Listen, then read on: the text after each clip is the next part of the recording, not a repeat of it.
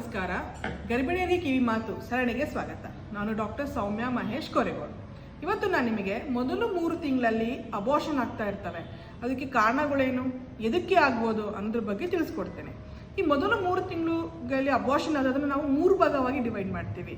ಒಂದನ್ನ ತಾಯಿಯಿಂದ ಆಗೋದು, ತಾಯಿಗೆ ತೊಂದರೆ ಇದೆನಾ, ಗರ್ಭಕೋಶನೇ ತೊಂದರೆ ಇದೆನಾ ಅಂತ. ಎರಡನೇದು ಜೆನೆಟಿಕ್ ಪ್ರಾಬ್ಲಮ್ಮು, ಅಂದರೆ ತಾಯಿಯಿಂದ ಒಂದು ಎಗ್ಗು, ತಂದೆಯಿಂದ ಒಂದು ಸ್ಪರ್ಮ್ ಬಂದು ಅದು ಒಂದು ಭ್ರೂಣ ಆಗಿರುತ್ತಲ್ಲ, ಆ ಭ್ರೂಣದಲ್ಲಿ ಏನೋ ತೊಂದರೆ ಇದೆ ನಾ ಜೆನೆಟಿಕಲಿ ಅಂದರೆ ಅವಾಗ ಕೂಡ ಮಗು ಅದು ಪ್ರೆಗ್ನೆನ್ಸಿ ಕಂಟಿನ್ಯೂ ಆಗೋದಿಲ್ಲ. ಇನ್ನೊಂದು ಮೂರನೇದು ಇಮ್ಯುನಾಲಜಿಕಲ್ ಕಾಸ್ ಅಂತ ಹೇಳ್ತೀವಿ. ಇಮ್ಯುನಾಲಜಿಕಲ್ ಕಾಸಸ್ ಅಂದರೆ ಆ ಚೆನ್ನಾಗಿರೋ ಭ್ರೂಣ, ಚೆನ್ನಾಗಿರೋ ಎಂಡೋಮೆಟ್ರಿಯಮ್ ಎರಡೂ ಚೆನ್ನಾಗಿತ್ತು ಅಂದರೂ ಕೂಡ ಅದು ಪ್ರೆಗ್ನೆನ್ಸಿ ಮುಂದುವರಿತಾ ಇಲ್ಲ. ಇದಕ್ಕೆ ಬೇರೆ ಬೇರೆ ಕಾರಣಗಳಿರ್ತವೆ. ಈ ಥರ 3 ಕಾರಣಗಳನ್ನು ನಾವು ನೋಡ್ಕೊತೀವಿ. ಫಸ್ಟ್ ಕಾರಣ ಹೇಳಿದಂಗೆ ತಾಯಿಯಲ್ಲಿ ಗರ್ಭಕೋಶದ ತೊಂದರೆ ಇದೆನಾ, ಅಂದರೆ ಅಲ್ಲೇನೋ ಪಾಲಿಪ್ ಇದೆನಾ, ಸೆಪ್ಟಮ್ ಇದೆನಾ, ಎಕ್ಸ್ಟ್ರಾ ಗಡ್ಡೆ ಥರ ಬೆಳ್ಕೊಂಡಿದೆನಾ, ಇದು ಅವಾಗ ಮಗು ಚೆನ್ನಾಗಿದ್ರೂ ಕೂಡ ಅದು ಗರ್ಭಕೋಶದಲ್ಲಿ ಬೆಳೆಯೋದಕ್ಕೆ ಗರ್ಭಕೋಶ ಬಿಡೋದಿಲ್ಲ. ಇದನ್ನು ನಾವು ಹೇಳ್ತೀವಿ. ಇದನ್ನು ನಾವು ಸ್ಕ್ಯಾನಿಂಗಲ್ಲಿ ಕಂಡುಹಿಡ್ಕೊಂಡು ಇದನ್ನು ನಾವು ಸರಿಗೆ ಮಾಡಿಕೊಂಡು ಪ್ರೆಗ್ನೆನ್ಸಿ ಕಂಟಿನ್ಯೂ ಎಷ್ಟು ಜನಕ್ಕೆ ಆಗುತ್ತೆ.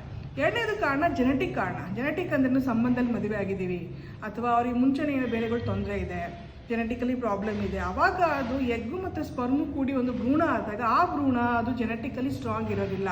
ಅದಕ್ಕೋಸ್ಕರ ಕೂಡ ಅದು ಆಟೋಮೆಟಿಕಲಿ ಅಬೋಷನ್ಸ್ ಆಗ್ತಾ ಇರ್ತವೆ. ಆಮೇಲೆ 3ನೇ ಕಾರಣ ಇಮ್ಯುನಾಲಜಿಕಲ್ ಕಾರಣ. ಥೈರಾಯ್ಡ್ ಬಹಳ ಜಾಸ್ತಿ ಇದೆ ಅಥವಾ ಥೈರಾಯ್ಡ್ ಆಂಟಿ TPO ಅಂತ ಹೇಳ್ತೀವಿ, ಅದು ಬಹಳ ಇದೆ. ಅಥವಾ ಬೇರೆ ಬೇರೆ ಇಮ್ಯುನಾಲಜಿಕಲ್ ಕಾಸಸ್ ಇರ್ತವೆ.